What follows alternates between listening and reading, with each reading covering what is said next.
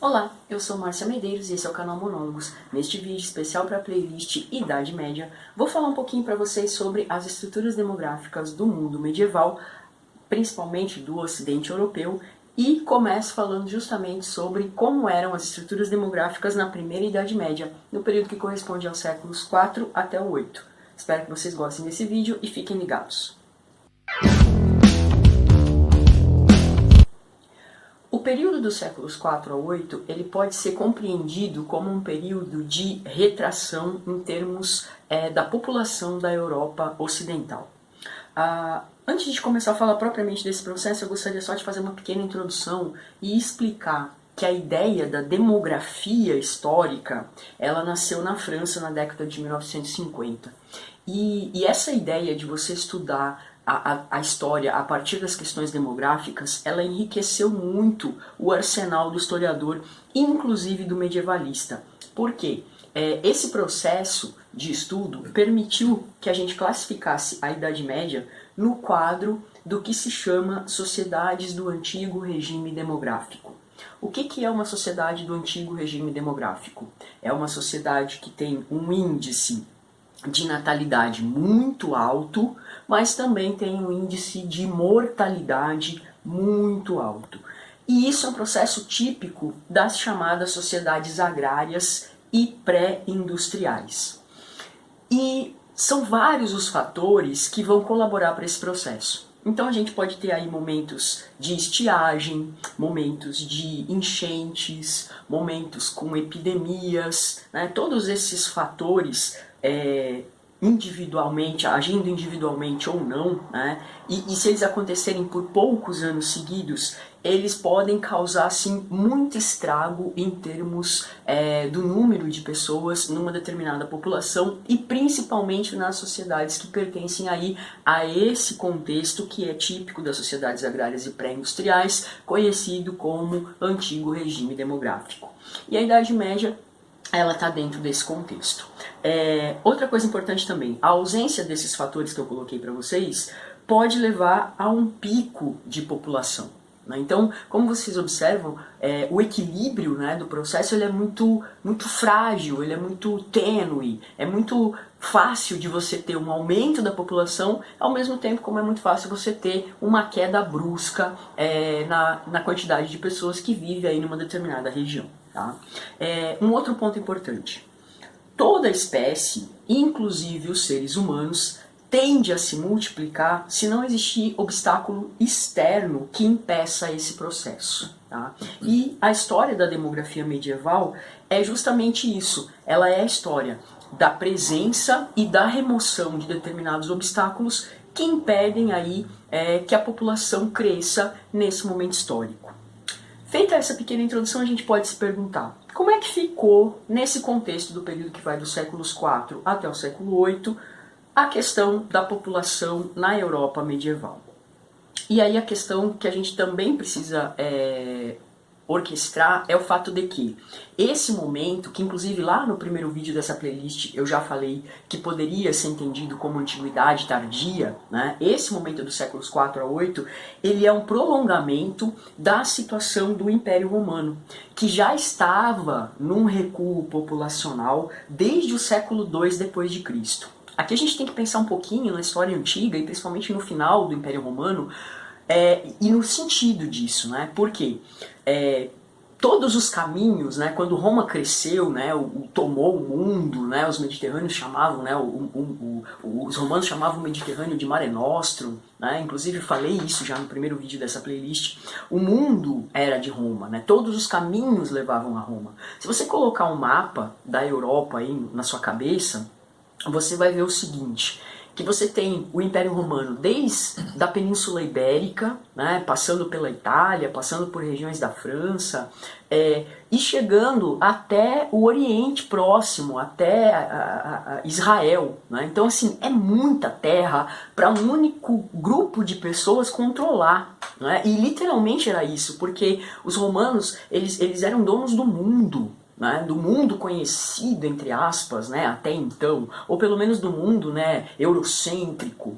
E dentro desse processo, os romanos também são um povo que se caracteriza por uma certa xenofobia, né? Eles não se dão bem com os outros povos, eles dominam os outros povos. A gente pode falar em imperialismo mesmo, assim, não no sentido que a gente tem hoje no mundo moderno, mas no sentido de controle das coisas, né? Tanto que eles vão dizer isso, todo aquele que mora fora da fronteira do Império Romano e não fala latim é bárbaro. E isso de uma forma pejorativa, né? Só que chega um momento em que você tem muita terra para pouca gente controlar. Né? E aí Roma começa a entrar num processo de declínio, justamente porque o Império cresceu demais. E olha que eu estou falando sobre a crise do Império Romano assim, de uma forma bem simples, né? Mas um dos fatores preponderantes aí que a gente vai ter é esse. E dentro desse processo, né, o Império ele já vem numa queda de população desde o século II a.C. Né? A gente vai observar assim, a desorganização do aparelho estatal romano, né, que vai fazer com que rareiem, né, escasseiem gêneros alimentícios importantes. A gente vai ter aí a máquina de guerra romana, né, que se caracteriza por ser a marca de um império escravocrata, de um império saqueador. Né, Roma já não consegue mais sustentar, né, essa máquina de guerra.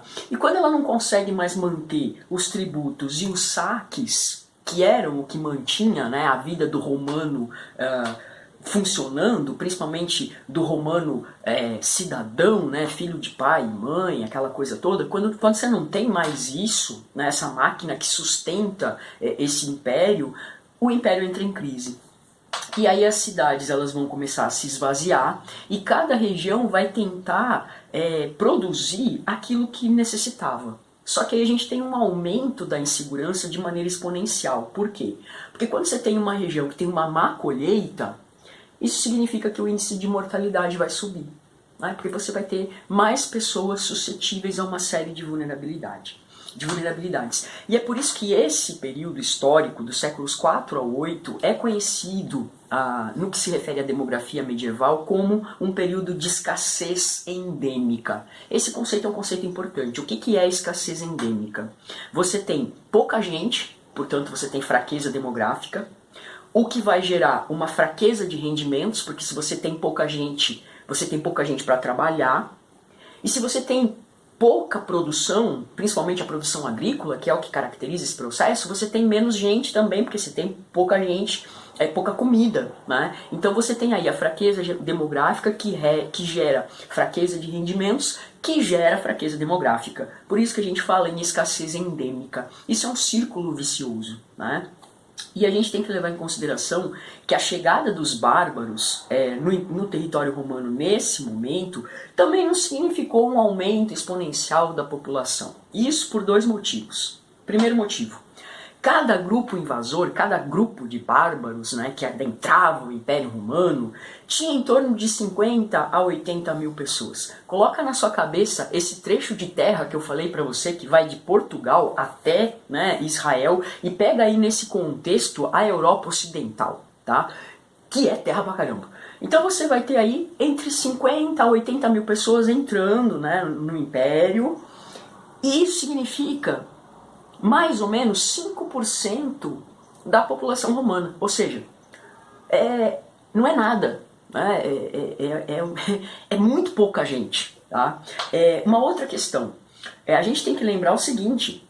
Quando esses grupos bárbaros entram no Império Romano, a região que eles ocupavam antes, ela também fica vazia. Então, na verdade, você meio que está tapando o sol com a peneira aqui nesse contexto. Tá? Não há um reforço populacional dos bárbaros, porque em contrapartida, as regiões que eles ocupavam, quando eles entravam no Império Romano, elas se esvaziam de população. Então, o que a gente vai ter nesse cenário é um recuo demográfico, né, que foi produto, sobretudo, dessa desorganização do Império Romano, mas também das epidemias. Né? A gente tem que levar aí mais esse fator como somatória. Dos séculos III ao século V, essa região ela foi assolada pela malária. Tá? Inclusive aqui no canal, lá na playlist História da Saúde Pública no Brasil, tem um vídeo sobre a malária que explica um pouco aí desse contexto. Né? Do século VI ao VIII, a gente tem duas doenças que também vão assolar aí a população da Europa Ocidental. A varíola e a peste que também lá na playlist, né, História da Saúde Pública do Brasil, tem mais 2 vídeos que eu falo um pouquinho aí sobre essas 2 doenças, tá? E a difusão dessas doenças, ela era acelerada pelo deslocamento de comerciantes e de soldados. Então você tem aí um cenário, né, em que as coisas vão se somando e tudo isso contribui para esse esvaziamento demográfico, para esse recuo da população. Há que se levar em consideração também que essas doenças estiveram mais presentes no litoral mediterrâneo do que no interior europeu, que era um pouco mais isolado pela debilidade aí, e posteriormente pelo desaparecimento do Império Romano. Então aí, de uma certa maneira, a gente poderia dizer que os caminhos deixaram de conduzir a Roma, mas o interior da Europa ele ficou um pouco mais protegido nesse cenário, né? Então, o que eu gostaria de frisar? Que nesse momento histórico, que vai dos séculos 4 até o 8, o que caracteriza, né, a demografia medieval é esse recuo, né, populacional herdeiro das questões que já vinham acontecendo no Império Romano desde o século II depois de Cristo e que tiveram aí na desorganização do aparelho estatal romano, nas pestes, né, nas doenças como a varíola, a malária e a peste que assolaram a Europa, fatores primordiais para que a população continuasse aí em franco processo de decadência. Então é um período marcado pela retração demográfica. E, para finalizar esse vídeo, eu quero aqui deixar um recadinho pro Edivan, que fez um pedido pra gente aqui do canal, que a gente fizesse uma lista de livros, né, e que indicasse livros para estudar sobre a Idade Média. Bom, Edivan, eu posso te dizer que é muito complicado fazer uma lista num vídeo só, porque eu poderia ficar horas e horas e horas e horas falando. Então, o que eu optei por fazer? Ao final de cada vídeo aqui, eu vou dar uma dica de um livro que eu acho interessante para estudar, para quem se interessa aí pelas questões do medievo. E eu não poderia deixar de começar com o livro do Hilário Franco Júnior. Espero que esteja dando para enquadrar direito aqui. Acho que tá bom aqui. Eu tenho uma dificuldade grande de enquadrar. Enfim, é o livro do Hilário Franco Júnior chamado Idade Média, o Nascimento do Ocidente. Tá? É o livro do Hilário Franco Júnior, Idade Média, o Nascimento do Ocidente. Um livro bem interessante. Eu vou morrer tentando enquadrar as coisas nesse canal e não vou conseguir. Mas enfim, esse livro do Hilário é um livro muito bacana. E quando eu dava aula de História Medieval, eu costumava dizer para os meus alunos que esse livro aí é um verdadeiro amansa-burro de medieval. Tipo assim, tudo que você queria saber sobre a Idade Média e tinha vergonha de perguntar, esse livro do Hilário Franco Júnior é um livro excelente para você entender como que funciona a questão da demografia, da economia, da política, da cultura, da religiosidade na Idade Média. Ele não é um livro que te permita um grande aprofundamento em questões teóricas, epistemológicas, mas ele é um livro que te oferece uma bagagem de conteúdo que normalmente a gente não vê. E é um livro bem interessante para quem quiser começar a compreender um pouco mais sobre a Idade Média. O Hilário Franco Júnior é um nome bem conhecido aí entre os medievalistas brasileiros. É um dos poucos medievalistas brasileiros respeitados no exterior, inclusive ele faz parte da Arthurian Society. E é um cara que vale a pena você estudar se você quiser saber mais sobre Idade Média. Então, primeiro livro aí da nossa listinha, Idade Média, o Nascimento do Ocidente, publicado pela editora Brasiliense e que foi escrito pelo medievalista brasileiro Hilário Franco Júnior. Então, é um livro que vale a pena caso você seja aí um curioso ou uma curiosa que quer conhecer um pouco mais sobre a Idade Média. Espero que vocês tenham gostado desse vídeo, espero que vocês tenham gostado dessa dica e fiquem ligados porque o Monólogo sempre vai trazer novidades sobre a Idade Média para vocês. Um forte abraço!